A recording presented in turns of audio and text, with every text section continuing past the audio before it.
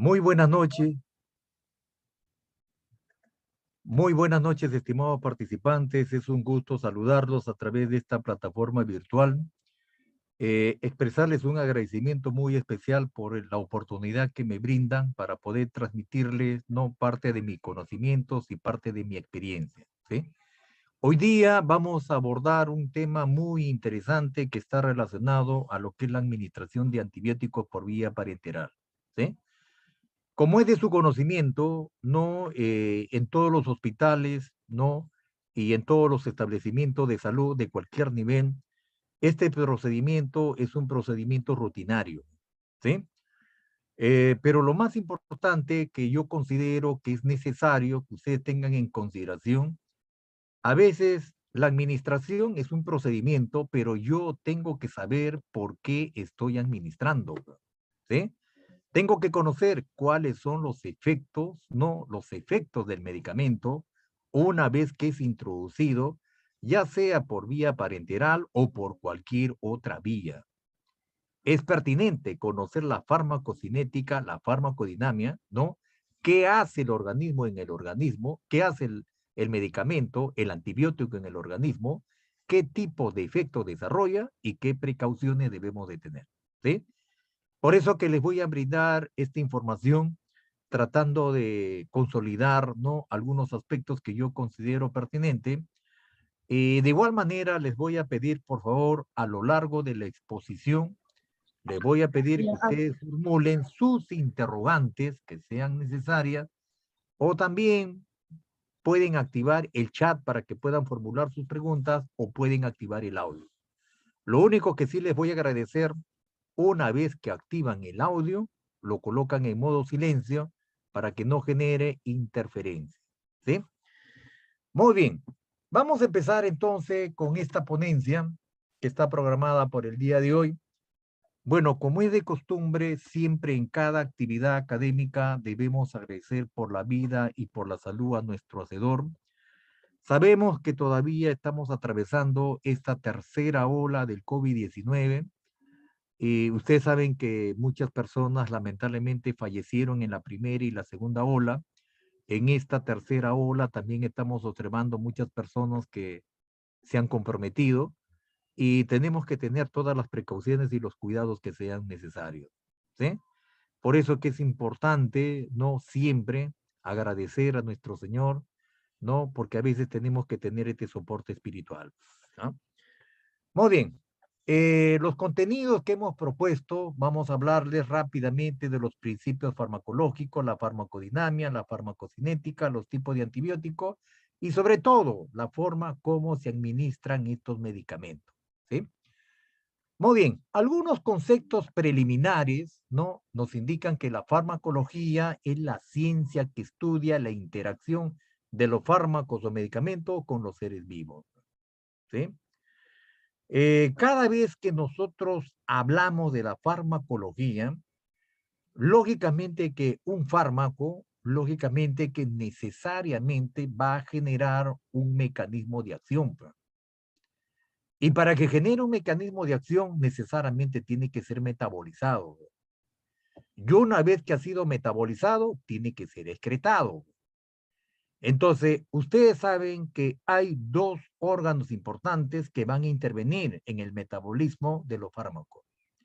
¿Alguien de ustedes me puede indicar cuáles son estos órganos que actúan en el metabolismo de los fármacos?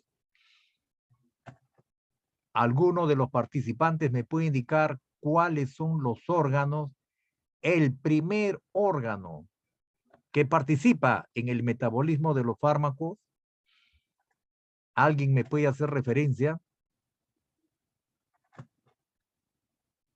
Ustedes deben haber escuchado que hay medicamentos hepatotóxicos y hay medicamentos nefrotóxicos, ¿sí? Entonces, hay ciertos medicamentos que lamentablemente me pueden generar problemas de tipo renal y problemas de tipo hepático, ¿sí? Entonces, hay medicamentos que en realidad son tóxicos. Por eso que necesariamente tenemos que tener bastante cuidado al momento que lo vamos a administrar. Ustedes han podido observar que hay algunos medicamentos, como los aminoglucósidos, que pueden generar daño renal. Lastimosamente, a veces nosotros utilizamos la diferente gama de antibióticos, pero a veces no se utiliza sin ninguna prescripción médica. ¿Sí?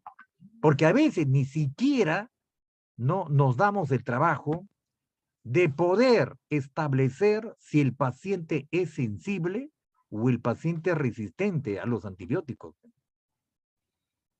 Y a veces, ¿qué hace? Se administran los medicamentos, pero sin una adecuada prescripción médica, o lamentablemente también existe lo que es la automedicación. Y posiblemente eso tiene sus efectos. Y los efectos que nosotros observamos, que pueden generar nefrotoxicidad, que me puede generar daño renal, y también me puede generar no hepatotoxicidad.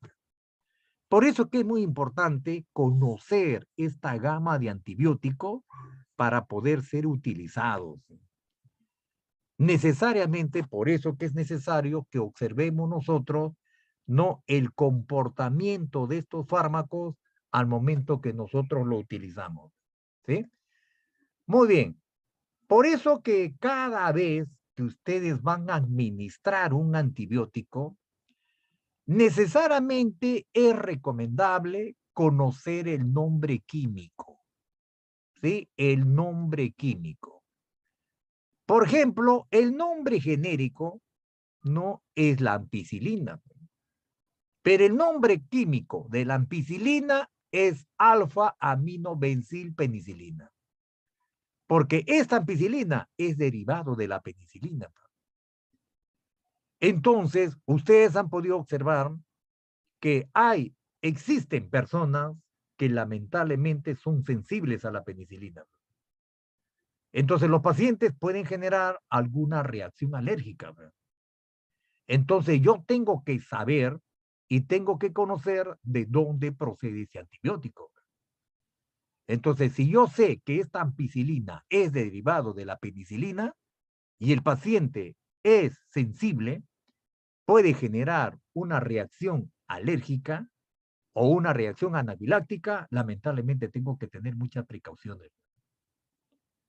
Por eso que es necesario conocer el nombre químico y el nombre genérico. ¿Sí? Y aparte de conocer el nombre químico y aparte de conocer el nombre genérico, lo que tengo que conocer es el nombre comercial. ¿Sí? La marca. Por ejemplo, la ampicilina. Su marca comercial es el Pembritin.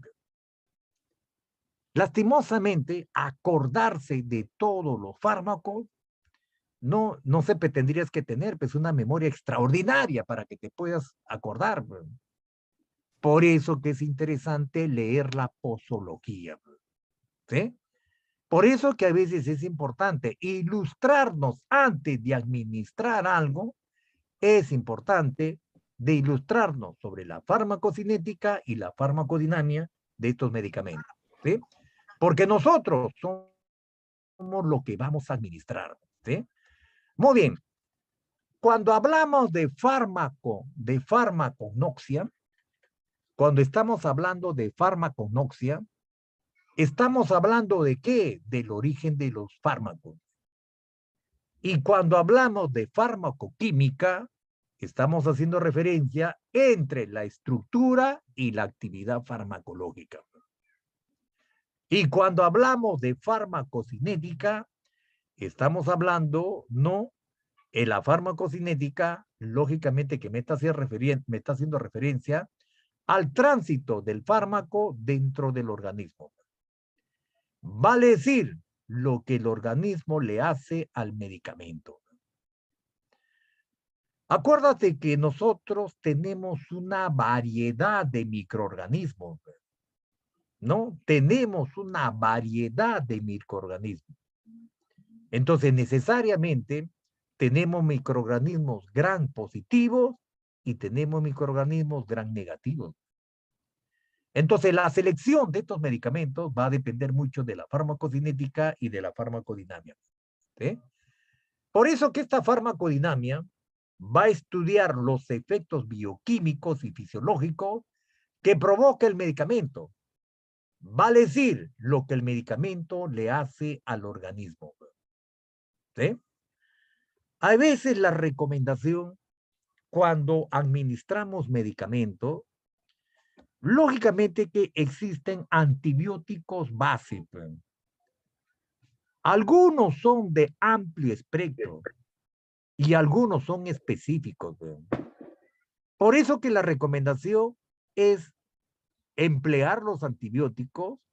No, lógicamente, pues no me puedo ir de un antibiótico de primera generación. No puedo progresar pues a tercera o cuarta generación. Pues. Tiene que ir de una manera progresiva. Pues. A veces a mí me dicen, no, la ampicilina no me hace nada. Pero el problema es que la ampicilina es un medicamento base, es un medicamento de primera generación. Y puedes utilizar cuando el paciente nunca ha tenido experiencias preliminares. Es su primera experiencia de tratamiento farmacológico con antibióticos. Entonces, cuando es un organismo virgen, lógicamente que puedo utilizar estos medicamentos de primera línea. En esta pandemia del COVID-19, lamentablemente se iban a antibióticos de tercera generación, de cuarta generación. Entonces, necesariamente yo tenía que seguir un régimen terapéutico, pero dependiendo de las condiciones, de la reacción del organismo. Porque no todos los organismos son iguales. Porque lastimosamente, unos ya generaron resistencia y solamente son sensibles a ciertos medicamentos. Por eso que hay que tener bastante cuidado con el abuso, el uso y el abuso de los antibióticos. ¿Sí? Porque cada uno de los antibióticos, como les voy a mencionar ahora, lógicamente que tienen, ¿no? Indicaciones precisas. ¿Sí? Muy bien. La farmacotecnia, ¿a qué hace referencia? La farmacotecnia hace referencia a la conservación, preparación, la preparación y correcta administración de los fármacos, así como el monitoreo de sus efectos terapéuticos y adversos. Por eso que esta farmacotecnia me va a recomendar, ¿no? Si el medicamento necesita ser diluido o no necesita ser diluido, ¿sí? Y también me recomienda cuál es la mejor vía de administración. Porque la vía va a depender mucho de la velocidad con la que con la que el medicamento se quiere que haga efecto.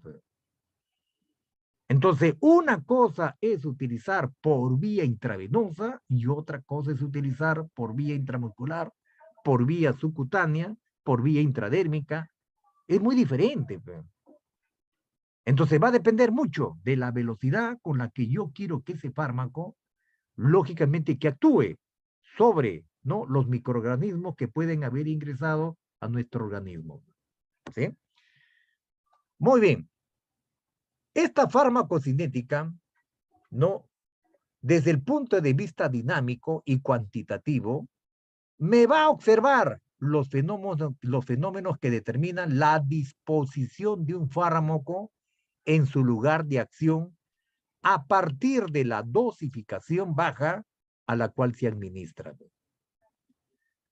Ustedes han podido observar que a veces la indicación es administrar un antibiótico cada 6 horas, cada 8 horas, cada 12 horas, cada 24 horas, o a veces me indican cada 72 horas. Dependiendo de qué va a depender eso. Va a depender de la concentración del fármaco. ¿Sí? Entonces, necesariamente, todas las indicaciones tienen que ser de acuerdo al efecto deseado. ¿Cuál es el efecto deseado? ¿Sí? Por ejemplo, yo les pregunto a ustedes, si es un paciente con neumonía, no es una neumonía aguda, ¿qué tipo de penicilina sería la más adecuada para utilizar? La penicilina G sódica o la penicilina clemizol tengo que utilizar por vía intravenosa o sería recomendable utilizar por vía intramuscular. ¿Qué opinan ustedes? ¿Quién me puede dar alguna referencia? Si es un paciente con una neumonía aguda, ¿qué utilizo? ¿Una penicilina por vía endovenosa o una penicilina por vía intramuscular? ¿Alguien puede comentar? Licenciado, buenas noches. La penicilina por vía intramuscular, ¿sería lo correcto? Muy bien. Usted me está indicando que es, ¿no? La administración por vía intramuscular, una penicilina clemizol, que ustedes lo conocen, ¿no? Como megacilina. ¿Sí?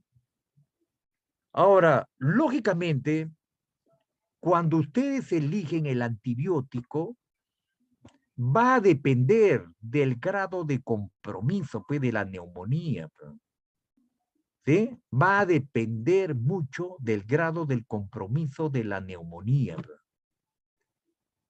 Porque lastimosamente, ustedes han podido observar, la neumonía rápidamente puede progresar, pues, y va a depender también de su sistema inmunológico del paciente, pues. Lamentablemente, la agresividad del neumococo va a depender mucho de su sistema inmunológico, pues. Acuérdense que a medida que vamos envejeciendo, no, la inmunidad ya no es una inmunidad activa, sino es una inmunidad pasiva, pues. Es igual que en el niño, lógicamente que recién el niño esté incorporando inmunidad, pues. Ese niño que recién tiene los primeros años de vida, tiene la inmunidad transmitida por la madre, pues. Y él a medida que va desarrollando, a medida que va evolucionando, lógicamente que él va a crear sus propias defensas, pues. Entonces, el niño es vulnerable y el anciano también es vulnerable, pues. Ya el adulto, lógicamente que ya habrá generado cierta inmunidad para ciertos microorganismos. Por eso que depende mucho, ¿no? De la carga bacteriana y de la carga viral para poder elegir qué es lo que hago, qué utilizo, por vía intramuscular o por vía intravenosa. Entonces, necesariamente para poder destruir al neumococo, tendré que observar la concentración del fármaco, ¿no? Para ver quién es el que tiene mayor oportunidad para poder destruir, ¿no? La membrana, ¿no? ¿De quién? De estas bacterias, ¿no? Hay algunos medicamentos que se comportan como bacteriostáticos y hay algunos medicamentos que se comportan como bactericidas. ¿Cuál es la diferencia entre un bacteriostático y un bactericida? ¿Quién me puede indicar? ¿Cuál es la diferencia entre un bacteriostático y un bactericida? Buenas noches. Adelante, le escuchamos. El, el bacteriostático solamente inhibe, o sea, como que les arrincona las bacterias, no las mata. En cambio, los antibióticos o los bactericidas sí los mata. Esa es la diferencia, doctor. Muy bien, muy bien. Gracias por tu participación. Entonces, lógicamente que cuando ustedes eligen el fármaco, necesariamente quieres ver el efecto deseado, ¿sí? Entonces, ustedes van a utilizar medicamentos o antibióticos bacteriostáticos cuando lamentablemente, cuando son susceptibles, ¿no? A ser destruidos con un medicamento, puede ser de primera generación, de segunda generación. Pero cuando ya es un germen resistente, necesariamente vamos a necesitar ¿qué? Vamos a necesitar medicamentos que tengan mayor carga. Posiblemente vas a tener que progresar a medicamentos de tercera generación o de cuarta generación. Porque acuérdense que el germen se va blindando, ¿sí? Se va blindando. El problema es que tu sistema inmunológico, si bien es cierto, cuando ingresa un germen, ¿qué hace? Lógicamente que se activa tu sistema inmunológico, los famosos linfocitos T. ¿Y qué hacen? Lo van a identificar. Y una vez identificado, lógicamente que van a tratar de fagocitarlo. Por eso que tu memoria es la memoria de tu sistema inmunológico es la que va a actuar rápidamente. El problema está cuando tenemos una inmunidad pasiva. Lamentablemente la respuesta no va a ser activa, sino va a ser una respuesta pasiva, va a ser lenta. Entonces, necesariamente, en algunos casos, voy a tener que definir en qué momento utilizo un fármaco que es bactericida y en qué momento utilizo un fármaco que es bacteriostático. Por eso que hay una gama de medicamentos que ahora les voy a mencionar que pueden ser utilizados, pero dependiendo de qué, de la condición de tu paciente, ¿sí? Por eso que es necesario observar los procesos de absorción, los procesos de distribución, no el proceso del metabolismo, cómo se realiza la biotransformación y cómo se realiza la excreción, ¿sí? Y acuérdate que acá va a intervenir el hígado y interviene el riñón. Necesariamente son dos órganos importantes dentro del metabolismo de estos fármacos, ¿sí? Acuérdate que cada fármaco tiene un principio activo. Una vez que empieza, termina su acción y lógicamente ¿qué vamos a lograr? Vamos a lograr el efecto deseado y lógicamente que tiene que ser eliminado. Porque son sustancias químicas. Muy bien.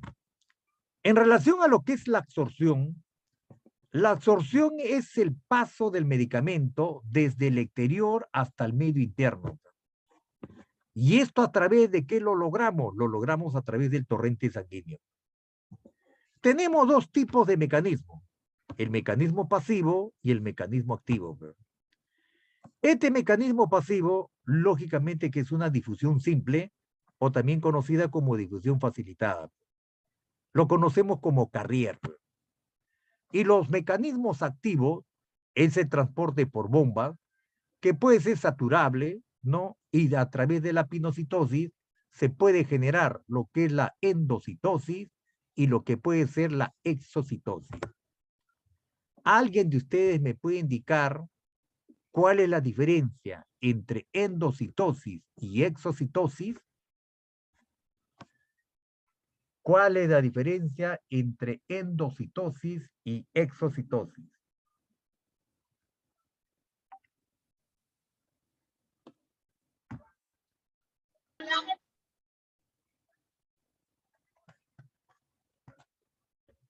Vamos a suponer que esta es tu célula. Esta es tu célula. ¿No? Esta es tu célula. Ya, esta es tu célula. ¿Ah? Vamos a suponer que este es tu macrófago. Macrófago. ¿Ah? Tu macrófago. ¿Ah? Tu macrófago. El macrófago, vamos a suponer, es como si fuera el tiburón. ¿Sí? El tiburón. Vamos a suponer que el macrófago es el tiburón. ¿Sí? Entonces, cuando activa tu sistema inmunológico, se activa tu sistema inmunológico, lógicamente que vamos a activar tu sistema inmunológico, los famosos linfocitos T. Entonces, el macrófago es como si fuera, no el tiburón. el tiburón. Entonces, ¿qué hace este macrófago? Lógicamente que va a intentar fagocitar. ¿A quién lo fagocita? Va a fagocitar, va a fagocitar. Vamos a suponer que esto es el neumococo. El neumococo. ¿Sí? Entonces, este macrófago, lógicamente que va a fagocitar, vamos a suponer que va a fagocitar ¿a quién? A este neumococo. ¿Sí? Entonces, para fagocitar, lógicamente que lo que tiene que generar, ¿no? Tiene que, como si se estuviera comiendo, ¿no? Vamos a suponer que abre la boca, es el tiburón que abre la boca, ¿para qué? Para fagocitar. ¿Sí? ¿A quién va a fagocitar? Lógicamente que va a fagocitar a este neumococo. ¿Sí? Entonces, necesariamente, cuando tu organismo tiene esta capacidad de fagocitar, lógicamente que vamos a eliminar pues, al microorganismo. ¿Sí? Por eso que va a depender mucho de la acción del macrófago. ¿Sí? Y este macrófago, lógicamente, que va a tratar de fagocitar a la mayor cantidad de estos microorganismos. Entonces, por eso es que es importante no mejorar tu sistema inmunológico. Ustedes han visto en estos pacientes con COVID-19, ¿no? Con COVID-19, lamentablemente no se ha podido utilizar medicamentos de primera línea, de primera generación, porque lamentablemente la carga viral era tan intensa, ¿no? Esta famosa tormenta de citoquina me generaba una respuesta inflamatoria y me generaba exceso de producción de moco. Y ese moco, lógicamente, esas secreciones se encapsulaban, me colonizaban a las bacterias, y por eso que el paciente con COVID-19 generaba no un proceso infeccioso respiratorio severo. Entonces, necesariamente, ya ese proceso necesariamente tendría que ser detenido, ya no por antibióticos de primera generación. Habría que utilizar antibióticos de segunda generación, antibióticos de tercera generación. Porque lastimosamente, el sistema inmunológico de ese paciente, lógicamente que está afectado. Entonces, por eso que es muy importante definir qué es lo que voy a hacer con mi paciente. Y qué tipo de fármaco es importante administrar y el momento en que lo voy a administrar. ¿Sí? Entonces, cuando yo hablo de endocitosis, endo significa que esto que hago lo voy a encapsular. Lo encapsulo. Endo es dentro. No, endo es dentro. Lo encapsulo. Y al encapsular, lógicamente, pues lo estoy fagocitando. ¿Sí?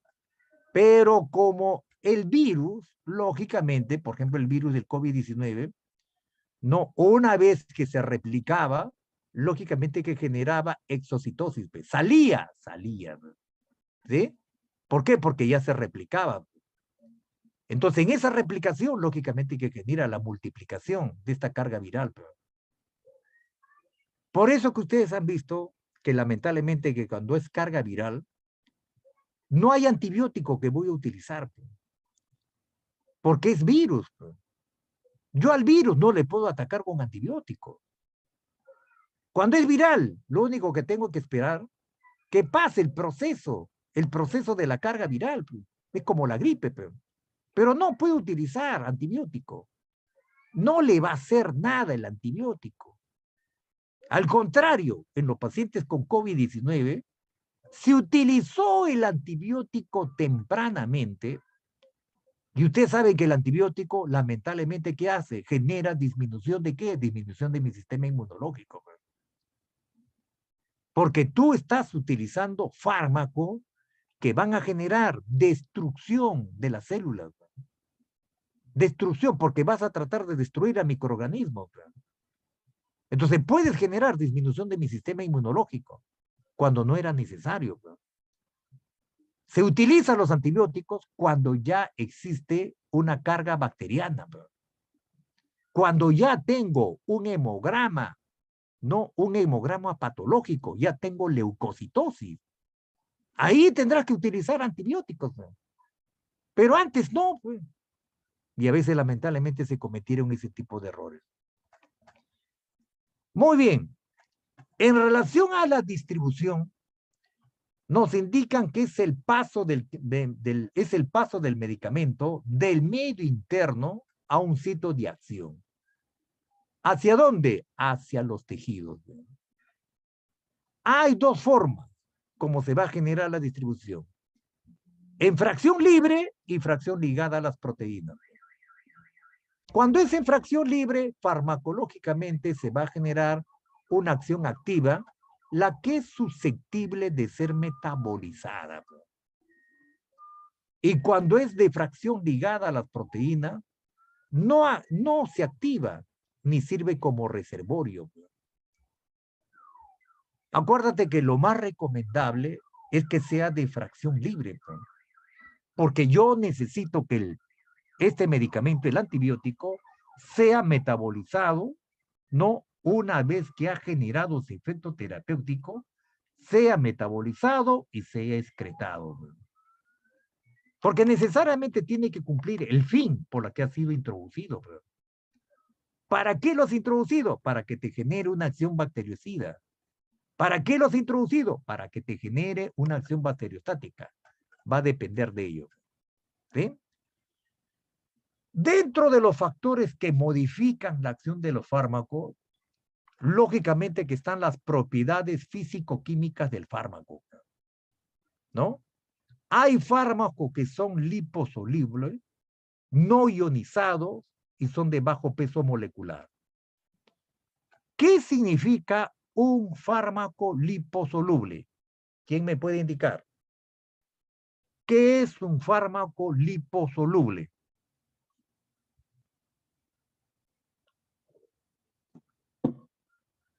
Liposoluble. ¿Alguien me puede indicar qué es un fármaco liposoluble? Hidrosoluble.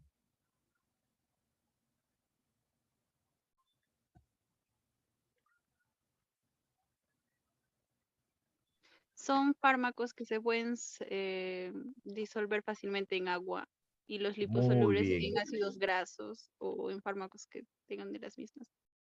muy bien. Eso también es una necesidad. Si el fármaco no puede ser disuelto, no puede ser disuelto en agua, entonces ¿para qué lo vas a utilizar? Por eso que necesariamente hay que considerar si es liposoluble o es hidrosoluble. ¿Sí? Va a depender mucho pues, de la forma como va a actuar. Porque necesariamente, ustedes saben que el fármaco necesariamente tiene que traspasar la membrana celular. Tiene que traspasar la membrana celular. Pero la membrana ¿de dónde? Del microorganismo. Entonces, necesariamente para que tenga su principio activo, tiene que ser en una solución hidro o liposoluble. Por eso que tú lo vas a elegir.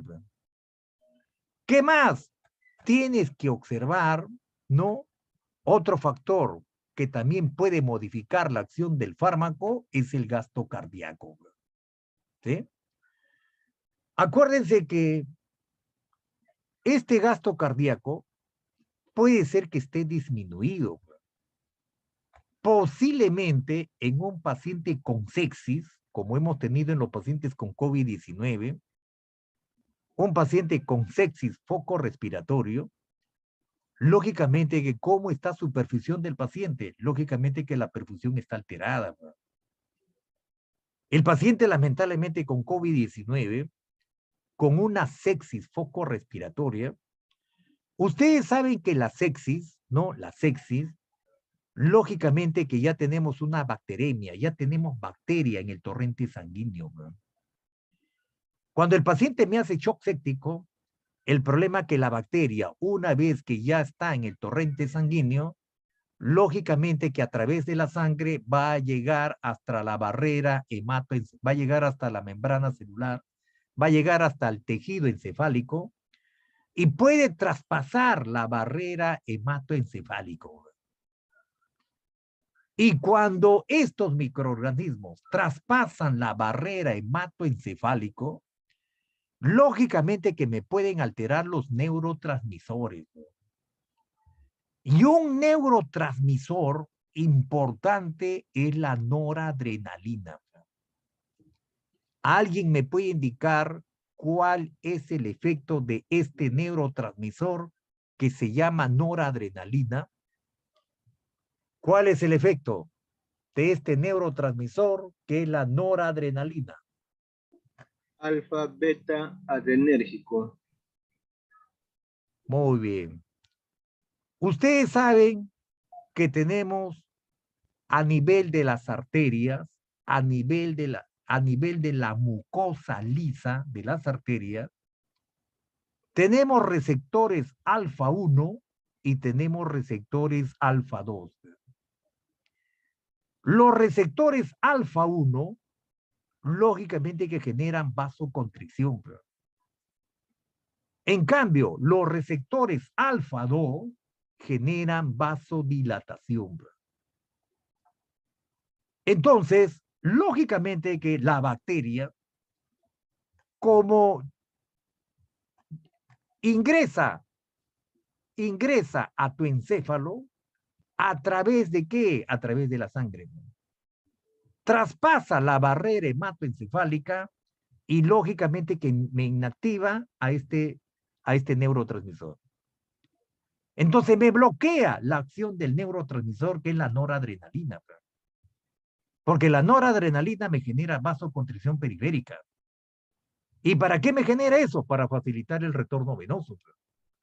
Pero como está siendo bloqueado por este microorganismo, bloquea a este neurotransmisor, lógicamente que no genera acción vasoconstrictora, sino que me genera vasodilatadora.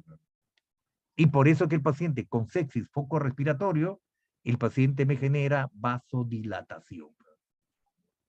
Y por eso que disminuye tu resistencia vascular sistémica y tu paciente hace hipotensión.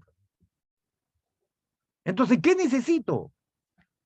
Como vas a hacer vasodilatación, me vas a generar hipotensión, entonces me va a alterar tu perfusión de las células y los tejidos. Entonces, esta alteración de la perfusión me va a generar un retardo. ¿Un retardo qué? Un retardo en la entrega de los nutrientes, del oxígeno, ¿no? ¿A quién? A las células de los tejidos. Entonces, que lógicamente que este gasto cardíaco se puede ver comprometido por esta situación. Por eso que necesariamente, cuando utilizamos ciertos antibióticos, tengo que optimizar la perfusión. Tengo que optimizar, por eso que tengo que restablecer la perfusión de las células de los tejidos. Porque ¿dónde está actuando los microorganismos? En tus células y tus tejidos. Y si tú no tienes adecuada perfusión, lógicamente que tú me administras el antibiótico, pero va a haber un retardo ¿en qué? En la llegada del antibiótico a la membrana celular. Y lógicamente, ¿qué hace el microorganismo? Como hay un retardo, entonces, ¿qué hace? Lógicamente que se va a blindar más. Por eso que cuando usted sabe este antígeno, que es el microorganismo, aprovecha esa condición para blindarse. Busca su mecanismo de defensa. Y por eso que va a comenzar a hacer resistencia al antibiótico. Por eso que necesariamente tenemos que optimizar la perfusión de las células y los tejidos. No puedo mantener un gasto cardíaco disminuido. ¿Qué otro factor va a modificar la permeabilidad del capilar? Acuérdate que es directamente proporcional, bro. Entonces, esta permeabilidad del capilar también es un factor que puede modificar la absorción del medicamento. El otro factor que puede modificar es la cantidad del tejido lipídico en el tejido diana. Ustedes han visto en estos pacientes con COVID-19, la gran mayoría de los pacientes que se complicaban y hacían sepsis, foco respiratorio, la gran mayoría eran pacientes que lamentablemente eran obesos, tenían una obesidad mórbida.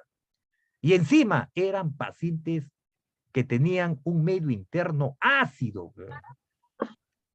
Y ustedes saben que el virus, lógicamente que tenía bastante predisposición por un medio ácido. Y el paciente diabético, lógicamente que generaba pues, un medio ácido. Por eso que le dábamos un caldo de cultivo a los microorganismos, a este mortal virus, porque su desarrollo era un medio ácido. Y lamentablemente estos pacientes se complicaban rápidamente. ¿Sí? Otro factor también que modificaba es el grado de unión a las proteínas plasmáticas. Entonces, era otro factor que lamentablemente también me alteraba, ¿no? O me modificaba, ¿no? La acción de los antibióticos. Y el otro factor eran las barreras corporales, ¿no? Que podía traspasar la barrera hematoencefálico y también que puede traspasar las barreras. Muy bien. Así como dice María Angélica, también tiene que ver el peso molecular. ¿Sí? Es importante el peso molecular.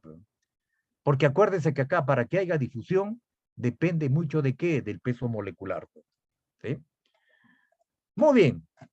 Otro aspecto que también es importante tener como referencia son los lugares de la biotransformación. Los antibióticos, lógicamente, que van a tener que pasar por el efecto del primer paso. ¿Y dónde se desarrolla el efecto del primer paso? ¿No? Para la vía enteral, ¿no? Salvo la vía sublingual, lógicamente que este efecto del primer paso se da en el hígado. ¿Sí? Se da en el hígado. Ustedes saben que en el hígado es un laboratorio bioquímico. ¿Sí? Es un laboratorio bioquímico. Ustedes han visto en los pacientes con COVID-19 que hemos tenido muchos problemas de respuestas inflamatorias, porque tenemos pues, los famosos receptores ECA2, tenemos estos receptores en múltiples órganos, y dentro de ellos el hígado. ¿Verdad? Por eso que los pacientes con el virus del COVID-19 me generaban un incremento de las transaminasas, de la transaminasa glutámica pirúvica y de la transaminasa glutámica oxacélica. Y eso estaba en relación a qué? En relación a la respuesta inflamatoria. Entonces, posiblemente me generaba qué? Me podría generar una alteración. ¿Dónde? De este efecto del primer paso. Porque el hígado, lógicamente que va a sintetizar. El hígado es un laboratorio bioquímico donde va a sintetizar. Porque acuérdense que todo va a ser absorbido a nivel enteral. Y por este sistema porta, lógicamente que el hígado, ¿qué hace? Trata de sintetizar, trata de simplificar, ¿para qué? Para que pueda ser absorbido a nivel de ¿qué? De la membrana celular. Los otros lugares de biotransformación es el tracto gastrointestinal. El otro es el pulmón. El otro es la piel. Y el otro son los riñones. Entonces, todos estos lugares van a depender mucho de la forma como va a realizar esta biotransformación. Y depende mucho de qué, de la concentración. ¿Sí? Depende mucho de la concentración. Y depende mucho del peso molecular de estos antibióticos. La excreción.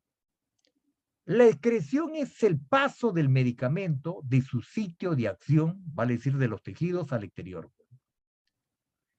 ¿Cuáles son los lugares de excreción? Bueno, tenemos a nivel renal, lógicamente que se da a nivel de la filtración glomerular o de la secreción tubular. Acuérdate que el riñón, lógicamente que para que genere una adecuada filtración glomerular, ¿qué requiere? Requiere una adecuada presión hidrostática. A nivel de la cápsula de Bowman, ¿no? Acuérdate que la filtración se va a producir, ¿por qué? Se va a producir por diferencia de presiones. Entonces, cuando ingresa la sangre a través de la arteria aferente, ingresa al glomérulo, lógicamente que el glomérulo es como si fuera un ovillo de redes de capilares, lógicamente que ahí se va a producir la filtración glomerular. ¿Sí? Entonces, lógicamente que para que exista una adecuada filtración glomerular, no tiene que ver una adecuada presión hidrostática y una adecuada presión no coloidosmótica.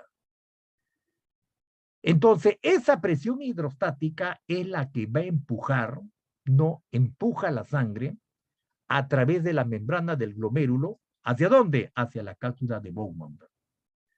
Pero necesariamente va a filtrar todas las sustancias de desecho.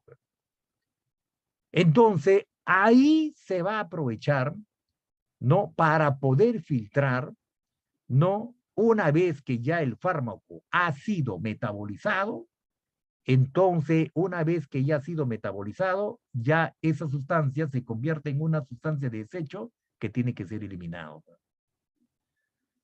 Ahora, el problema que tenemos cuando un paciente ya tiene problema de tipo renal, por ejemplo, ¿no? Si tiene problema de tipo renal, tiene una insuficiencia renal aguda, ¿no? Y está progresando a una insuficiencia renal crónica. El problema, pues, que yo no puedo utilizar aminoglucósidos. ¿Y cuáles son esos aminoglucósidos?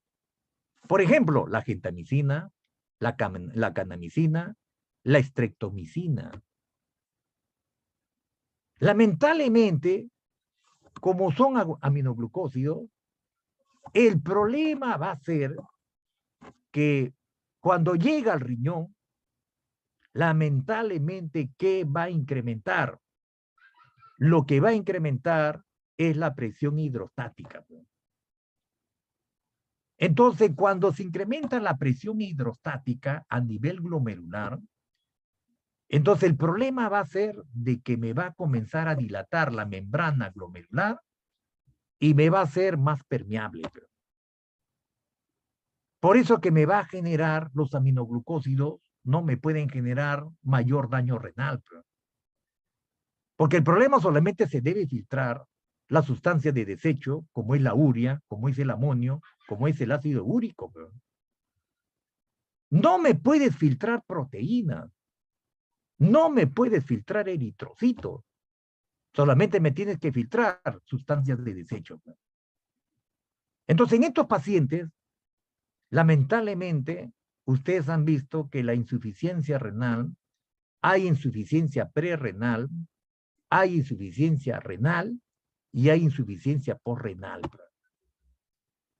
Lamentablemente, cuando no administramos los fármacos de una manera correcta, vamos a poder generar ese tipo de trastornos.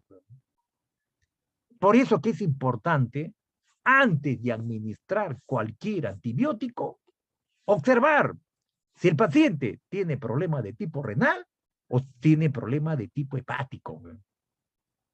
Por lo menos, si hay sospecha, no sé, le daré un dosaje de transaminasa. Veré cómo está su bilirrubina, por último. Su bilirrubina directa, indirecta. Entonces, necesariamente tengo que ver cómo está la función hepática y cómo está la función renal. Para la función renal, necesito la creatinina. Entonces, con eso es lo que yo tendría que elegir qué tipo de antibiótico es. Y aparte de eso, lógicamente que tendría que observar si el paciente es resistente o no es resistente al antibiótico. Porque tiene que ser sensible. No sé, pelearé su antibiograma. O tendré que hacerle un cultivo para poder determinar, porque tengo que determinar la eficacia. Entonces, esas cosas son necesarias. ¿Sí? Otra forma de excretarse también, aparte de la vía renal, es por vía biliar y por vía fecal. O también se puede excretar por vía pulmonar. ¿Sí?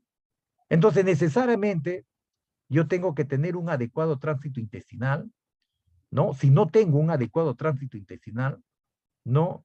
Si hay medicamentos que se van a eliminar por vía fecal, entonces yo tengo problema del tránsito intestinal, no sería recomendable. Muy bien. En relación a la farmacodinamia, me indica que va a estudiar los efectos bioquímicos y fisiológicos de un fármaco y su mecanismo de acción. ¿Cómo lo hace? Lógicamente que lo va a realizar a través de dosis media eficaz, dosis que se requiere para que el 50% de los individuos que usen un fármaco presenten la acción deseada. Ustedes saben que cuando se introducen, ¿no?, nuevos fármacos, ustedes saben que la farmacocinética y la farmacodinamia, las grandes empresas farmacéuticas a nivel internacional, lógicamente que hacen experimentos ¿en qué? En animales. Y después recién se va a probar en humanos. Por eso que ustedes han visto que lamentablemente para patentar un fármaco tiene que ser probado en humanos. Y acá en nuestro país, lamentablemente siempre hacen estudios de esa naturaleza. Y hay veces necesariamente yo tengo que ver si a una dosis media es eficaz, porque a veces se pueden presentar dosis medias que son tóxicas. Porque en muchos de los casos, como yo quiero ver el rango terapéutico, existen algunas condiciones en que las dosis que se requiere para que el 50% si necesita mayor concentración, posiblemente puede tener una acción tóxica. Acuérdense que acá lo más importante cuando se utilizan fármacos es que traten de no alterar el medio interno. Lo que se quiere es que mantenga la homeostasis. Porque acuérdate que todos estos fármacos tienen componente químico. Algunos te pueden generar incremento de la acidemia y otros te pueden generar incremento de la alcalemia. Te pueden alterar tu medio interno. Por eso que estas dosis necesariamente son dosis prescritas, pero de acuerdo a la tolerancia. Por eso que necesariamente también es importante observar, ¿no?, en la farmacodinamia cómo hace, ¿no?, qué respuesta tiene el paciente cuando se le administra a dosis media, ¿no? Porque a veces esa dosis media puede ser tóxica. Por eso depende de mucho la forma como va a ser metabolizada. ¿Sí? Muy bien. En los ancianos, ¿no?, ¿qué tipo de cambios vamos a poder observar en la administración de estos fármacos? Lógicamente que en este proceso, ¿no?, de la absorción, de la distribución, del metabolismo y de la eliminación, pueden haber algunos cambios sustanciales. El problema que tenemos con los ancianos, el problema que el anciano pues toma demasiados medicamentos. El paciente, por ejemplo, ¿qué toma? El paciente es hipertenso, el paciente es diabético, el paciente tiene problema de la glándula tiroides, el paciente tiene problema de tipo renal. Es una conjugación de fármacos que a veces me generan interacciones medicamentosas. Por eso que necesariamente, cuando se va a administrar algo, necesariamente tengo que hacer una buena anamnesis. una adecuada evaluación clínica del paciente. El problema está que el cardiólogo me indica un tratamiento. El nefrólogo me indica otro tratamiento. El gastroenterólogo me administra otro tratamiento. El endocrinólogo me administra otro esquema de tratamiento. Pero lamentablemente, el que debería integrarme y el que debería observar estos cambios fisiológicos de cada uno de los fármacos que me están indicando, debería ser pues, el de medicina interna o el geriatra. Pues. Porque puede haber interacciones medicamentosas. Y a veces ni siquiera se dan cuenta que ya el paciente tiene problema ya tiene problema renal, ya tiene problema hepático. Entonces, en los ancianos, lógicamente que se pueden presentar problemas de la absorción. ¿Por qué? Porque el paciente tiene un incremento del pH gástrico. ¿Por reducción de qué? De la secreción gástrica.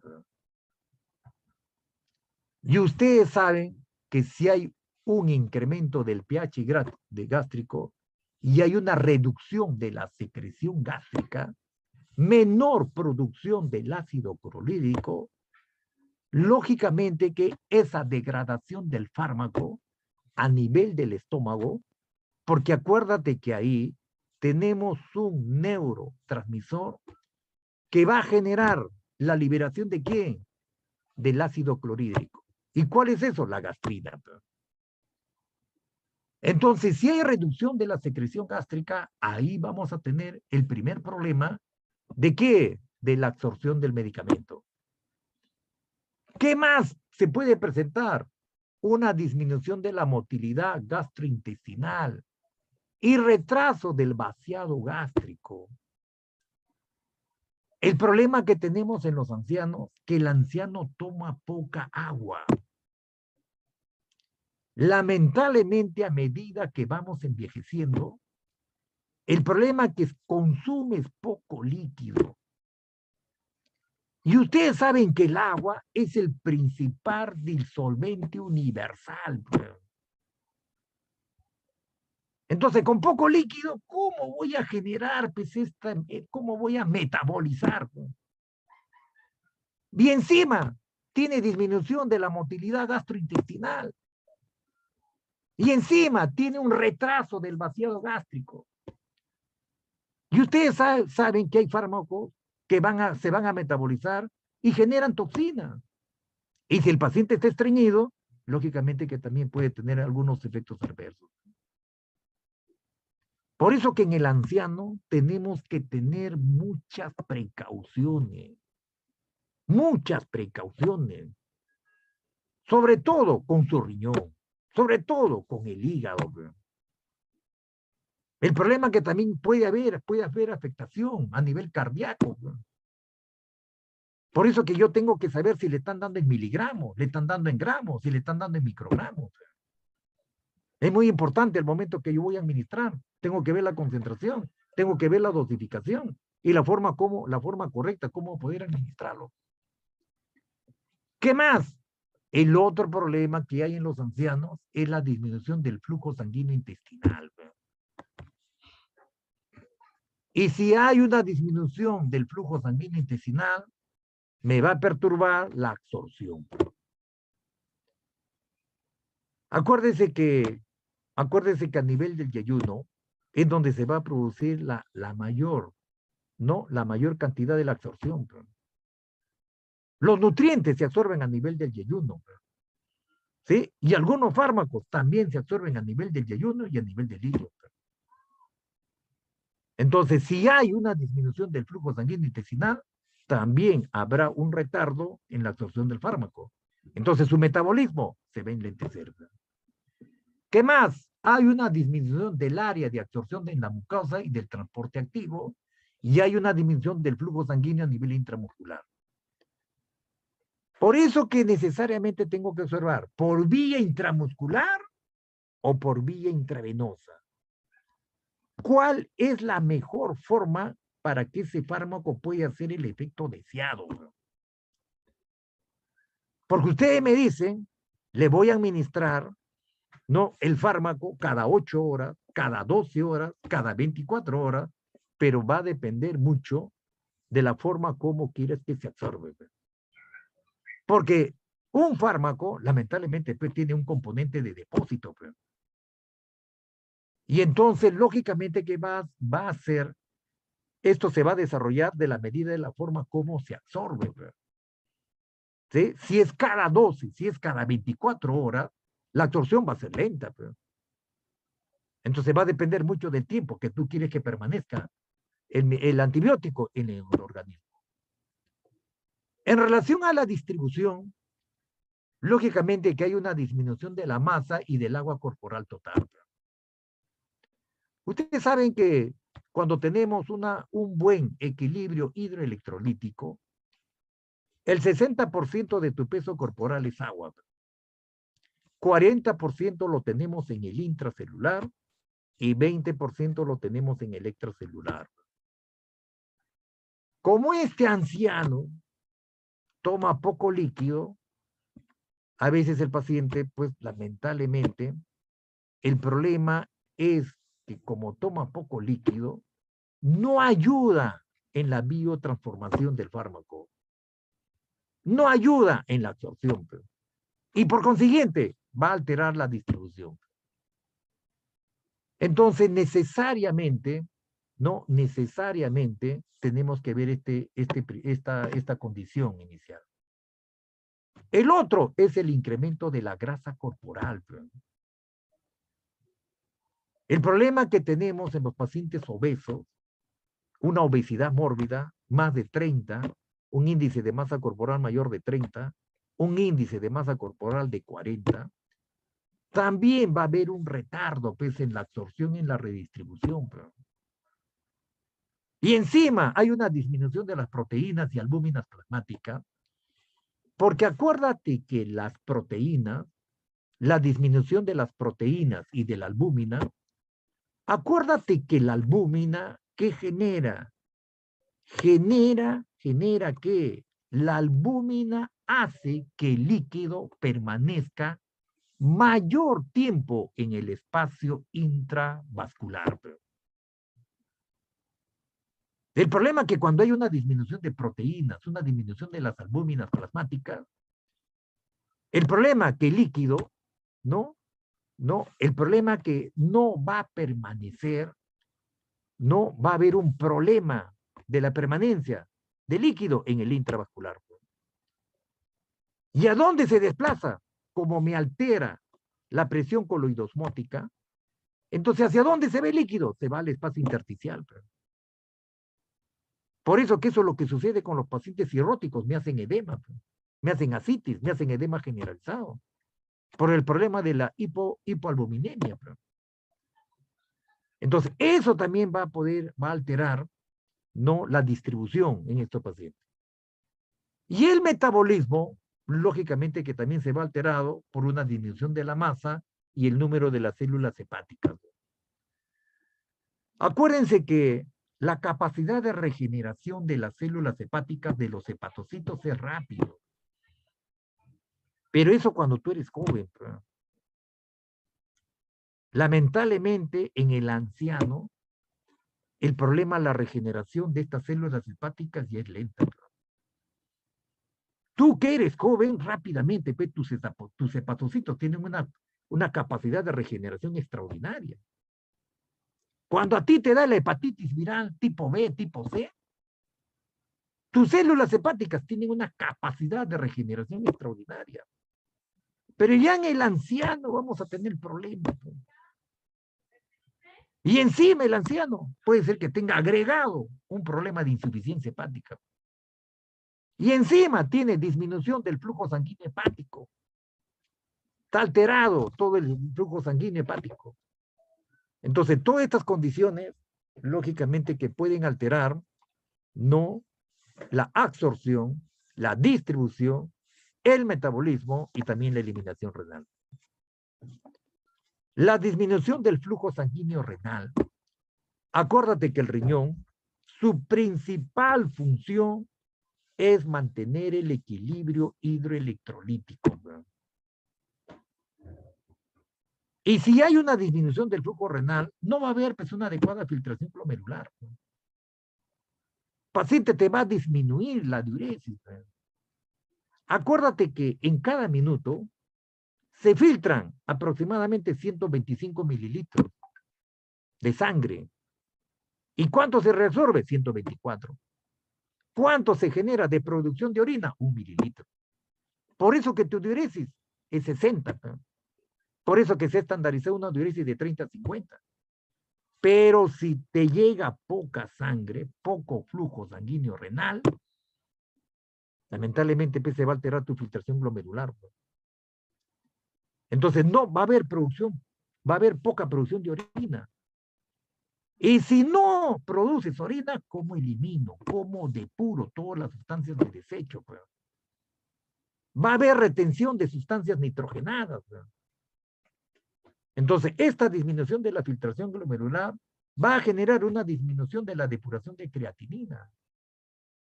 Tu depuración de creatinina es de 80 a 120. Va a disminuir pues, tu depuración de creatinina. Entonces, todo eso es pertinente, es necesario observarlo en los pacientes ancianos. Entonces, tenemos que observar, por eso que cada componente, que es cada antibiótico que se le va a indicar al paciente, tengo que observar cómo se va a absorber, cómo se va a distribuir, cómo se va a metabolizar y cómo se va a eliminar o cómo se va a excretar. Por eso que tengo que tener un historial clínico adecuado de mi paciente.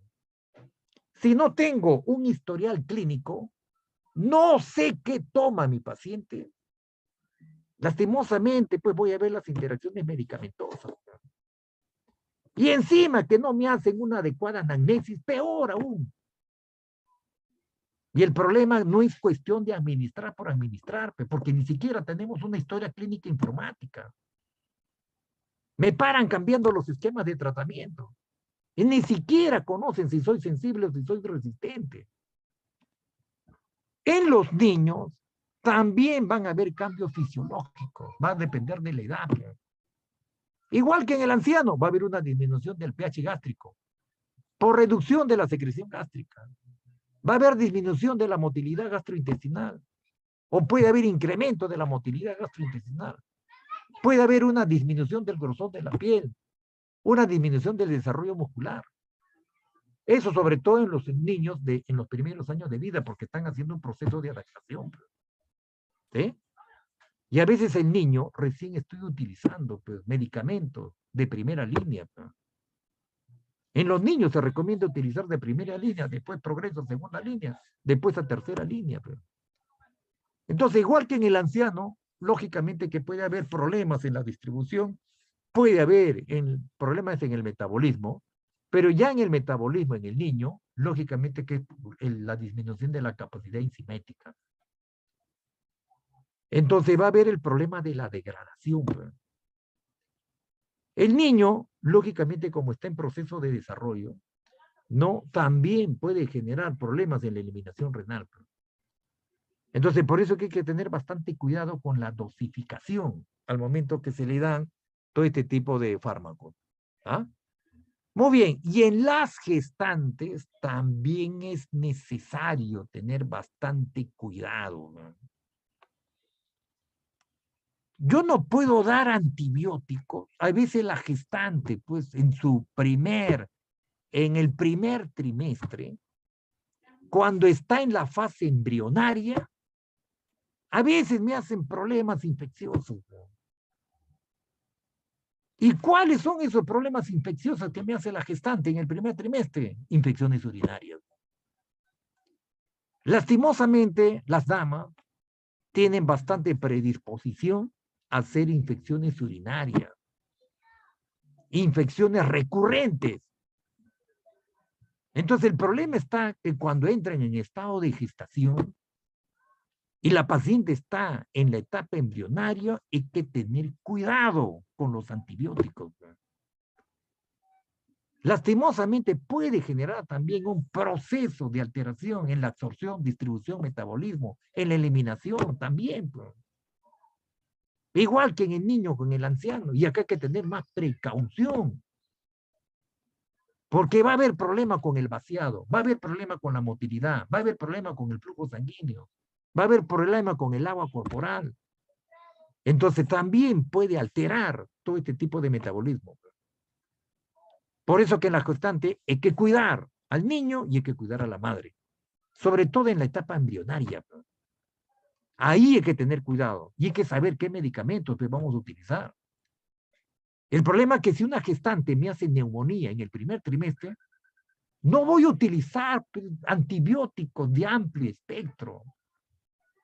No voy a utilizar cefalosporinas de tercera generación. Tendré que tener cuidado, ya tendré que utilizar antibióticos de primera línea. Puede ser ampicilina, puede ser amoxicilina, puede ser sulfa. ¿Para qué? Para que no hagan daño al bebé. Ese es el detalle. Muy bien.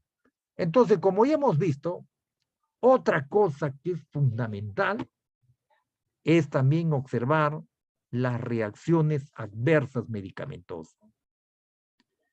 Dentro de las reacciones medicamentosas, las reacciones adversas medicamentosas, está la reacción tipo A, que son las reacciones esperadas, ¿no? Son las reacciones frecuentes, pero raramente mortales. Si se tienen los cuidados adecuados, ¿no? En caso de que existan sobredosis, ¿no? O en caso de que existan efectos secundarios o hay problemas de interacción.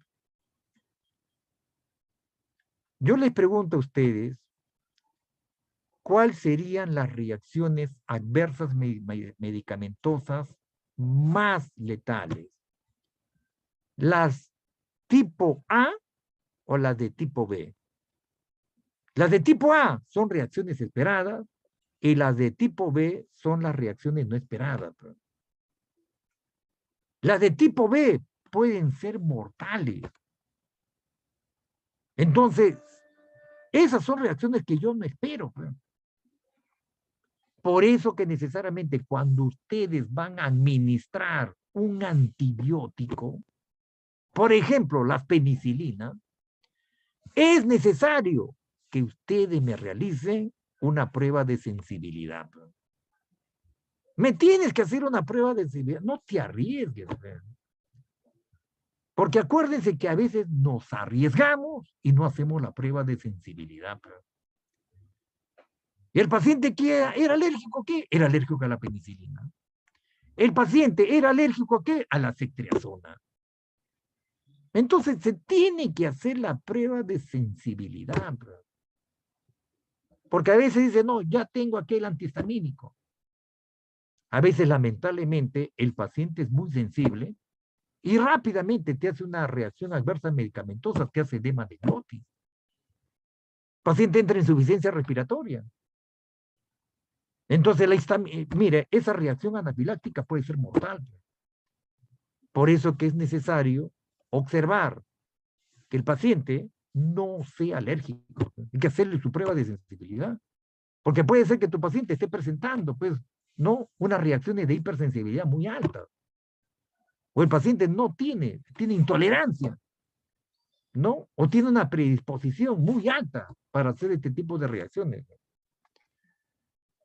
Las otras reacciones que se pueden presentar es el del tipo C por el uso continuo de un medicamento que incluyen la tolerancia y la dependencia.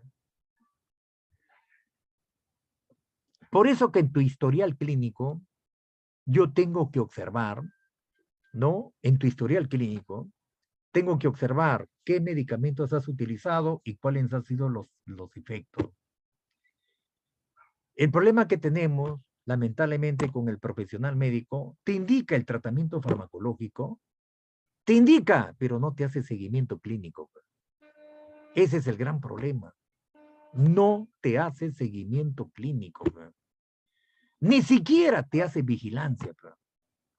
Porque te indica, toma el tratamiento farmacológico. Ya tienes infección urinaria, ya toma por 7 días. Te dan el tratamiento. Pero ni siquiera te indican un control para saber si lamentablemente se eliminó o no se eliminó la carga bacteriana.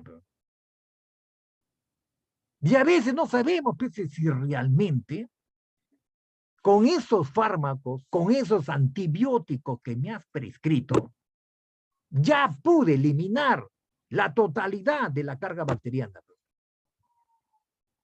Ni siquiera me hacen un recuento leucocitario.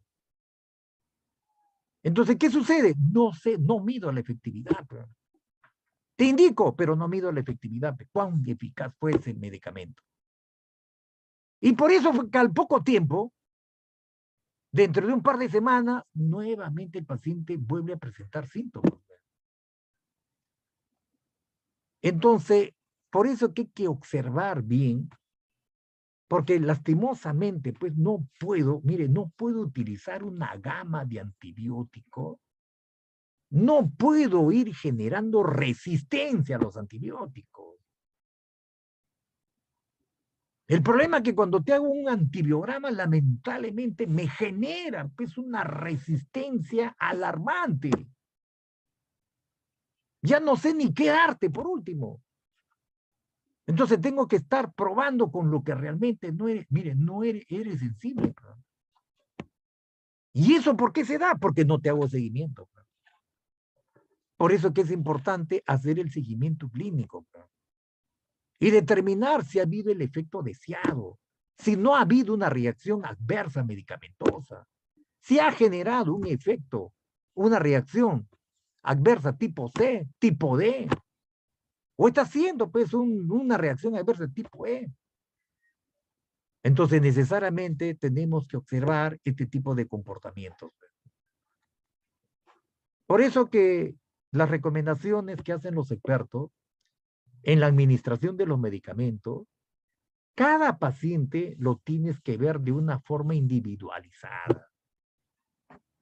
Si bien es cierto, los esquemas, ¿no? Los esquemas están establecidos, pero necesariamente tienes que observar de una manera individualizada.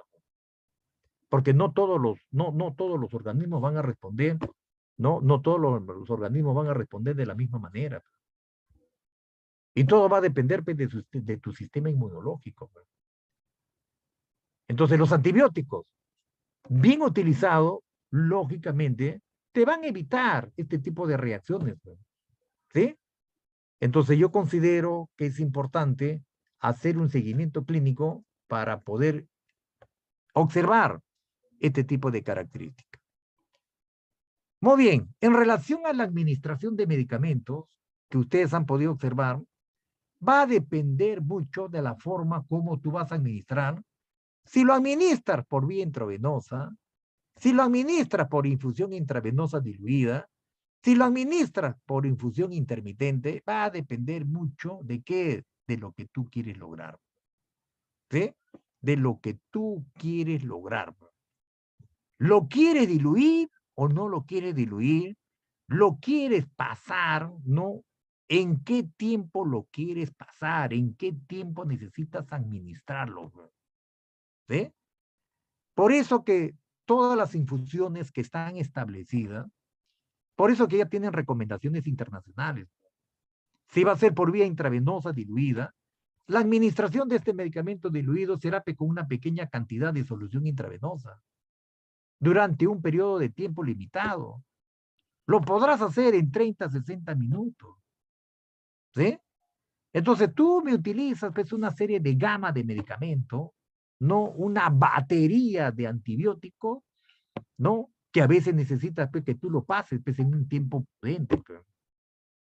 Porque el problema también, porque no deseo que me generes una excesiva concentración. Pues. Porque el problema es que también necesitas diluir, ¿para qué? Para que no genere una respuesta inflamatoria de todo tu sistema venoso. Entonces, dependiendo del efecto deseado, vas a tener que programar si va a ser por una infusión intravenosa diluida o una infusión intermitente. ¿Sí? Ahora, lógicamente que lo puedes diluir en 50 o a 10 mililitros en solución fisiológica o suero glucosado. Pe. Y va a depender pues, si lo administras en 15 minutos o en 30 minutos. ¿Sí? Porque necesariamente eso ya lo vas a determinar dependiendo de la concentración. ¿Sí? Por eso que hay una tablita que ahora te voy a mostrar, ¿no? Cómo puedes diluir. ¿Sí? Entonces ya hemos visto todas estas sustancias, el antibiótico, que lógicamente que es una sustancia química derivada o producida por microorganismos, que son microorganismos atenuados, que tienen la capacidad de inhibir el desarrollo o eliminar las bacterias. ¿Dependiendo de qué? Dependiendo del agente patógeno. Puede ser un agente gran positivo o puede ser un agente gran negativo. Puede ser que sea este mecanismo, puede ser por un metabolismo aerobio o puede ser por un metabolismo anaerobio. ¿Sí? Se puede dar a nivel intracelular o se puede dar a nivel extracelular. ¿Sí? Y también va a depender de la forma como se va a absorber el fármaco, cómo se va a distribuir y cuál va a ser el efecto y cuál va a ser su metabolización. ¿Sí?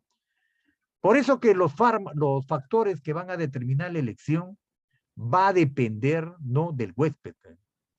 ¿Qué tengo que observar? El estado de inmunidad. ¿Qué tengo que observar? Si está en estado de gestación. ¿Qué tengo que tener? Los extremos de vida. ¿Es un niño? ¿Es un anciano? No, tengo que observar esas características. Y las patologías concomitantes que puede presentar. Por eso que dentro de esta clasificación, ¿qué tenemos? Tenemos los bactericidas. ¿Cuáles son los bactericidas que ustedes conocen? Tenemos los aminoglucósidos. Como ya te he indicado, la canamicina, la estreptomicina, la amicacina, no entre algunos aminoglucósidos. La bacitracina, los beta-lactámicos, la fosfomicina, la polimicina, la quinolona, la rifampicina y la vancomicina. ¿Eso qué son? Son bactericidas. Entonces, ¿eso qué significa? Que me van a destruir a los fármacos. Y los bacteriostáticos es el cloranfenicol, la clindamicina, la eritromicina, la lincosamida, la nitrofurantoína, la sulfonamida, la tretaciclinas y el trimetoprim, que son las sulfadas. Entonces, todo va a depender de lo que tú quieres hacer. ¿Quieres generar destrucción del microorganismo o quieres inhibir, ¿no? O quieres inhibir al microorganismo? Por eso que tú vas a tener que tomar decisiones, ¿sí? Por eso que todo depende de la carga viral, de la carga bacteriana, bro. Porque si tú tienes una leucocitosis de 18,000, de 20,000, ya no vas a necesitar, pues, ya vas a, posiblemente has estado utilizando bacteriostáticos. Entonces ya vas a tener que utilizar bactericidas más potentes, bro, para poder eliminar, bro. Porque a veces tenemos problemas de que es germen gran positivo y a veces es problema de germen gran negativo. Por eso que es importante para la elección el antibiograma. ¿Sí? Entonces, los que inhiben la pared celular es la bacitracina, los betalactámicos, la vancomicina, la clisocerina, la fosmimicina. Y las que alteran la membrana celular es la poglimicina, la anfoteresina B, la colicistina, la adnistatina. Son toda una serie de fármacos que van a actuar a nivel celular. Y los que inhiben la síntesis proteica son las subunidades, ¿no? Como son los aminoglucósidos y las tetraciclinas. Y los que actúan a nivel de la subunidad 50 son los macrólidos, el cloramfenicol y las lincosamidas.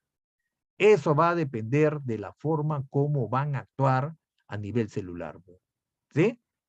Entonces, lógicamente, algunas van a hacer la replicación del ADN, otros van a hacer la transcripción y otros van a hacer la síntesis. ¿Sí? Muy bien, acá estás viendo, lógicamente, que esta es la membrana, ¿no? La membrana externa y esta es la membrana, ¿no?, interna. Y lógicamente que a nivel celular, ustedes han visto cuando hay gérmenes gran negativos y gran positivos, lógicamente que necesitamos que traspasar la membrana externa, llegar al citoplasma, y una vez que se llega al citoplasma, lógicamente que tenemos que actuar donde se genera la replicación. ¿Dónde se genera la replicación? En el ribosoma. Por eso que ahí donde se genera la replicación, ahí tiene que atacar el antibiótico. ¿Para qué? Para evitar que se siga multiplicando, se siga replicando. Por eso que tiene que saber hacia dónde lo voy a orientar. Si tiene una carga gran negativa o es gran positiva. Entonces necesariamente tengo que ver, tiene que actuar necesariamente para evitar que siga generando replicación de la bacteria y pueda generar no una diseminación de los microorganismos. Estos son los betalactámicos que les he manifestado. Van a inhibir la síntesis, ¿no? Van a inhibir de la síntesis de los peptidoglucanatos, ¿no? De la pared bacteriana. Son bactericidas y generan mecanismos de resistencia. Me van a generar destrucción del fármaco, ¿no? Por una serie de componentes bioquímicos, ¿sí? Porque me van a generar alteración de la permeabilidad, sobre todo de los gram negativos, y alteración de la proteína ligada a la penicilina. Entonces, ¿esto qué necesita? Necesita traspasar la membrana para que pueda ser destruido, ¿sí? Estos son los betalactámicos que ustedes conocen, ¿no? Que son las penicilinas de espectro reducido y también que son de amplio espectro, ¿sí? Entonces, tenemos sensibles, ¿no? Penicilinas sensibles a la betalactamasa, ¿no? Y tenemos medicamentos, estas penicilinas, lógicamente que por vía parenteral puedes utilizarlo, la benzilpenicilina, la penicilina G procaínica, la penicilina G benzatínica, ¿sí? Esto lo vas a utilizar por vía parenteral, ¿sí? Y lo que son resistentes a la bectaletamasa, ¿no? Que son antiestafilocócica, que es la oxicilina, la cloxacilina, la naxicilina, entre otras, ¿sí? Entonces, cuando utilizamos por vía parenteral, necesariamente tenemos que ver las concentraciones, ¿sí? Ahora les voy a mostrar una serie, una tablita, para que ustedes puedan diluir, ¿sí? Y las penicilinas de amplio espectro, ¿no? Por ejemplo, ¿qué tenemos? La ampicilina. Tenemos la amoxicilina, la ampicilina y la vancomicilina. Estos son de amplio espectro. Y también tenemos, ¿no? Penicilinas de tercera y de cuarta generación. Entonces, también tenemos penicilinas combinadas inhibidas con la lectabetamasa, ¿sí? Entonces, dentro de la tercera generación está la carbanicilina, la tersacilina, la mexocilina, la acilocina y la piracilina. Y las combinadas tenemos la ampicilina con el sulfactán, el ácido clavulámico, no la mixocilina, que es el ácido clavulámico, y todo eso, lógicamente, que cuando ya necesita mejorar sus amplios espectros, ¿sí? Entonces, la preparación que nosotros vamos a generar, ¿no? Para poder administrar estos fármacos, primero tenemos que reconstituirlo. Por eso que es importante la disolución en suero fisiológico. La pregunta es, ¿estas penicilinas lo puedo diluir en suero fisiológico exclusivamente o también puedo utilizar solución salina? ¿Qué opinan ustedes? ¿Solamente con solución salina o con suero fisiológico? Indíquenme.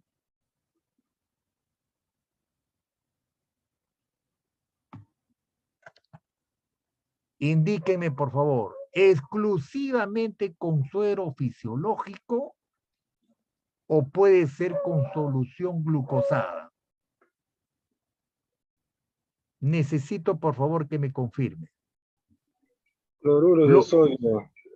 ¿Ah? Cloruro de sodio, el 0.9%. Muy bien.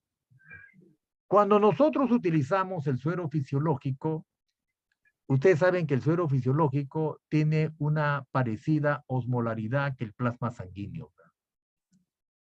Acuérdate que la osmolaridad del plasma sanguíneo no es más o menos entre 200, 280 y 295 miliosmoles.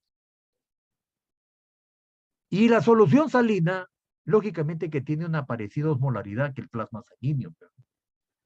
Más o menos el cloruro de sodio al 9 por mil tiene una osmolaridad de 308 miliosmoles. Entonces, como tiene una parecida osmolaridad, lógicamente que la reconstitución no de este medicamento te va a ser más favorable, te va a facilitar la absorción, te va a facilitar, no te va a facilitar el metabolismo y te va a facilitar la eliminación. ¿Por qué? Porque lo estás diluyendo. Por eso que en este cuadrito que te he preparado, ¿no? Tú vas a tener que observar, por ejemplo, los diferentes fármacos que te he indicado. Primero tendrás que observar la presentación, después la reconstitución y después la dilución y el tiempo que tú vas a administrar. ¿Sí? Entonces, los detalles de la administración, lógicamente que van a depender, pero no va a depender de la forma como tu paciente está tolerando.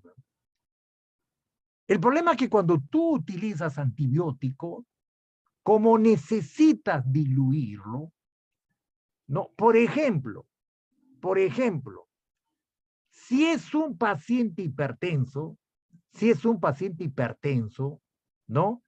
Y tú necesitas, por ejemplo, administrarle ampicilina, 500 miligramos, lo vas a reconstituir con 10 mililitros de suero fisiológico, ¿no? Estás utilizando la reconstitución 10 mililitros con suero fisiológico y la dilución, lógicamente que menor de 1 gramo lo vas a hacer en 50 mililitros. Esta dilución, cuando es menor de 1 gramo, tendrá que ser en 50 mililitros. Pero cuando es mayor de 1 gramo, tendrá que ser mayor de 100 mililitros. La infusión va a tener que ser intermitente, de 10 a 15 minutos. Pregunto, si tu paciente es hipertenso y tú sabes que el suero fisiológico, lógicamente que tiene concentración de sal, tú la ampicilina, si tu paciente es hipertenso, existe la posibilidad que tú puedas hacer la dilución con dextrosa al 5%, solución glucosada, o solamente utilizarías suero fisiológico. Respóndeme.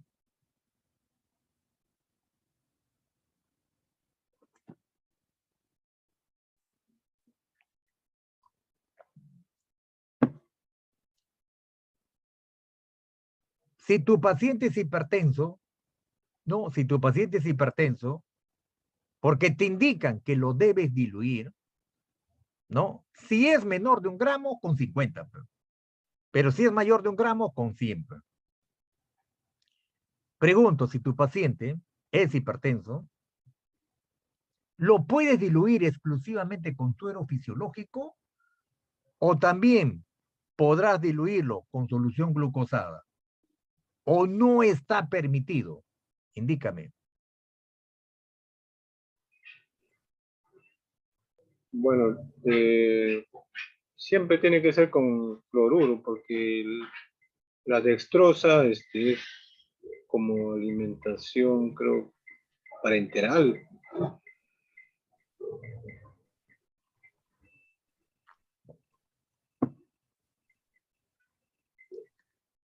Cuando tú haces la dilución,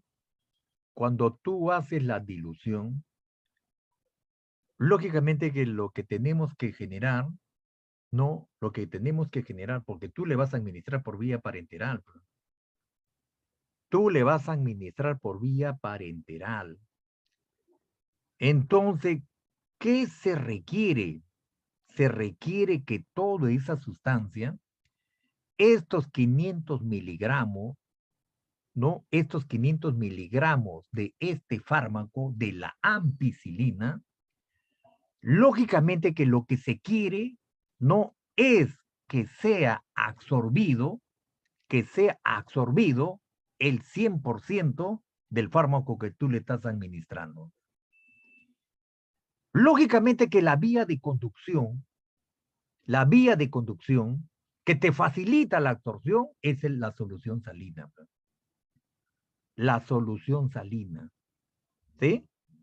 Por eso que en los pacientes hipertensos tienes que tener ciertas precauciones. ¿Sí? Tienes que tener precauciones.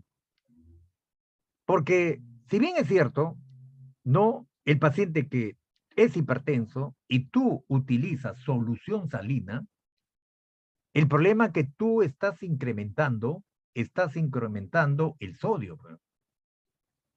Tendrías que tener bastante precaución si es que el paciente tiene falla renal y si el paciente te está haciendo síndrome de hematoso. Si tu paciente tiene síndrome renal, tiene un síndrome nefrótico o tiene un síndrome nefrítico y ya tu paciente te está generando edema de extremidades, ¿no? Entonces, lógicamente que habría que tener precauciones. ¿Por qué? Porque lastimosamente, si tu paciente ya tiene falla renal, el problema está que si yo le doy exceso de sal, ustedes saben que la sal, ¿qué hace? Retiene agua. Entonces, esas son las precauciones. Tenemos que tener esas precauciones. Si bien es cierto, tú lo estás diluyendo, tú lo estás reconstituyendo a la ampicilina, ¿no? Lo estás reconstituyendo justamente ¿para qué? ¿Le estás reconstituyendo para qué? Lo estás reconstituyendo para que pueda generar una adecuada absorción. Yo necesito que sea adecuadamente absorbido el 100% del medicamento. Entonces, ¿qué necesito? Necesito darle la solución que ayude en esa absorción para que pueda generar, ¿no? La metabolización. Porque yo necesito que sea metabolizado por el hígado, sea sintetizado por el hígado y sea excretado por el riñón. Entonces necesito eso. Por eso que cuando veas, por eso que es importante observar cómo el paciente está respondiendo. Y tengo que ver si tiene problema hepático o tiene problema renal. ¿Sí? Por eso que todos los medicamentos que te estamos observando, ¿no? Acá te voy a dejar esta tabla, ¿no? Porque acá tienes la amicacina, tienes el aciclovir, tienes la ampicilina más el sulfactán, tienes la anfoteresina. O sea, acá te estoy dejando todos los fármacos, ¿no? Y cómo lo puedes diluir, ¿sí? El tiempo de administración, ¿no? De la citromicina, de la cefalotina, de la ceftazidima, de la ceftriaxona, de la cefazolina, ¿no? Del cefipime. Acá te voy a dejar todo este esquema. ¿Sí? Entonces, necesariamente, cada uno de ellos, la gran mayoría, todos recomiendan el utilizar solución fisiológica. ¿Sí? Solución fisiológica. La gran mayoría, en algunos, por ejemplo, te indican solución fisiológica o solución glucosada. Por ejemplo, la citromicina te indica utilizar solución fisiológica o solución glucosada. El cefipime te indica utilizar solución fisiológica o solución glucosada. Igual, la cefoperazona con el sulfactán, igual. Puedes utilizar solución fisiológica o solución glucosada. Entonces, la gran mayoría de los antibióticos, lógicamente que te indican una dilución con suero fisiológico. ¿Por qué? Porque es el mejor canal para poder facilitar el transporte y la difusión.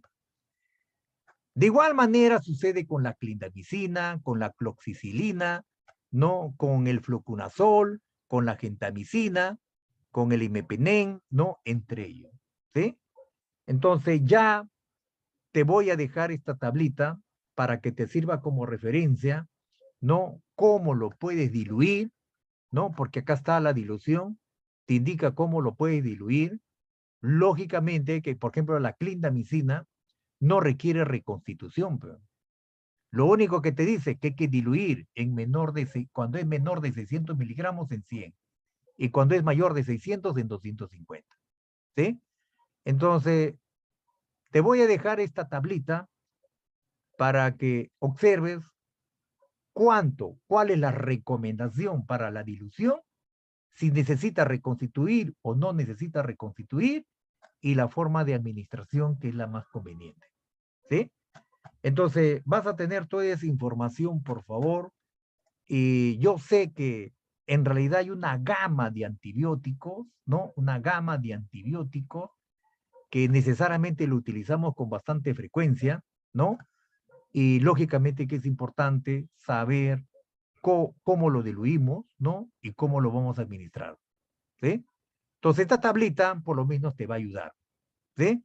Acá tenemos el meropenem, tenemos el metronidazol, la penicilina G sódica, ¿no? La vancomicina, entre otros medicamentos que ustedes utilizan con bastante frecuencia, ¿sí?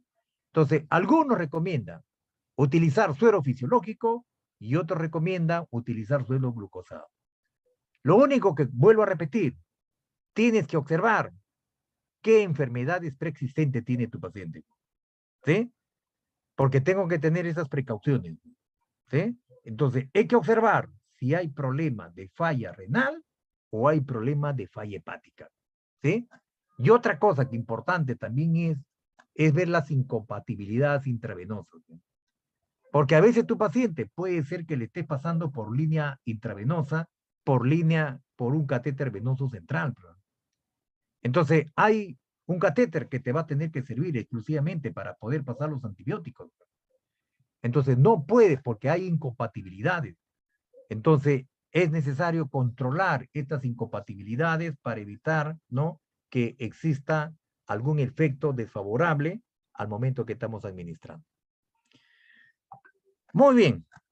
Este es el resumen que te he preparado, por favor, ¿no? Yo sé que existe, ¿no?, una serie de antibióticos, pero he tratado de resumirte algunos aspectos que yo considero que te pueden ayudar para que tú puedas tener, ¿no?, un desempeño más adecuado, ¿no?, en relación de la administración de estos medicamentos. Lo más importante es que poco a poco te vayas familiarizando, ¿sí? Te vayas familiarizando. Yo sé que es un poco complicado recordar todos los medicamentos, es complicado, ¿sí? Entonces, la posología es un poco complicado, por eso que ustedes han visto que hasta el médico recurre pues al vademécum, ¿no? Y tenemos que ver, ¿no?, las presentaciones, ¿no? Y tenemos que hacer las comparaciones, ¿no?, ¿sí?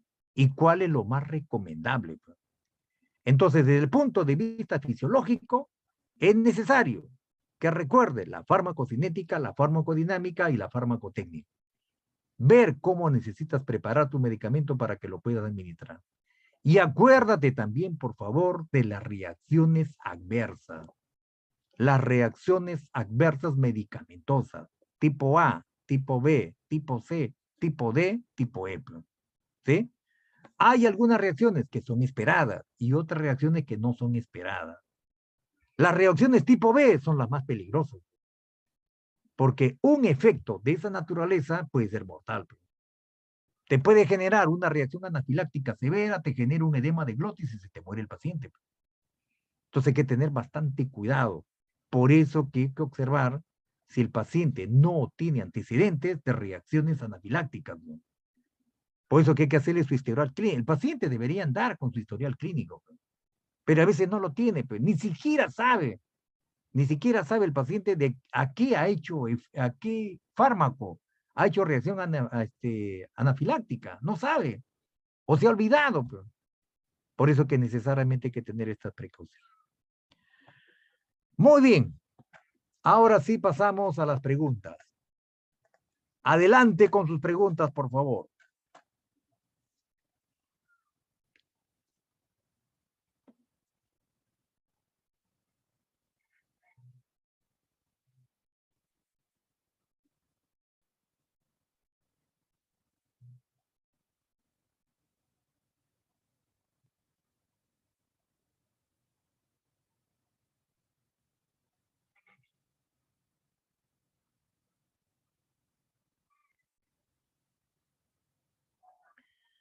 Muy bien, estimados participantes. Bueno, lo único que me queda es agradecerles, ¿no? Por haber participado en esta jornada de capacitación. Y lo único que me queda es expresarles que pasen una feliz Navidad en unión de su digna familia. Cuiden mucho a su familia. Yo sé que todavía estamos atravesando con este problema del COVID-19. Hay que tratar de tener todas las precauciones que sean necesarias y tratar de arrastrar el virus a nuestra familia, ¿sí? Si bien es cierto, nos hemos inmunizado, pero ustedes saben de que a medida que pasan los meses, no, esa inmunidad disminuye, por eso que necesitamos un refuerzo. Y a veces nosotros somos los vectores que podemos transmitir el virus, ¿sí? Entonces, cuiden mucho a su familia, cuiden mucho a sus padres, y Dios mediante ya nos estaremos viendo en una nueva próxima oportunidad. Dios los bendiga, Dios los proteja, ¿no? Y un fuerte abrazo para cada uno de ustedes. Que les vaya bien. Muchas felicidades. Muchas gracias, licenciado José Miranda. Muchas gracias a los participantes. Le hago recordar que el día lunes le estamos adjuntando el certificado de modalidad virtual. También le estamos adjuntando la diapositiva y la grabación.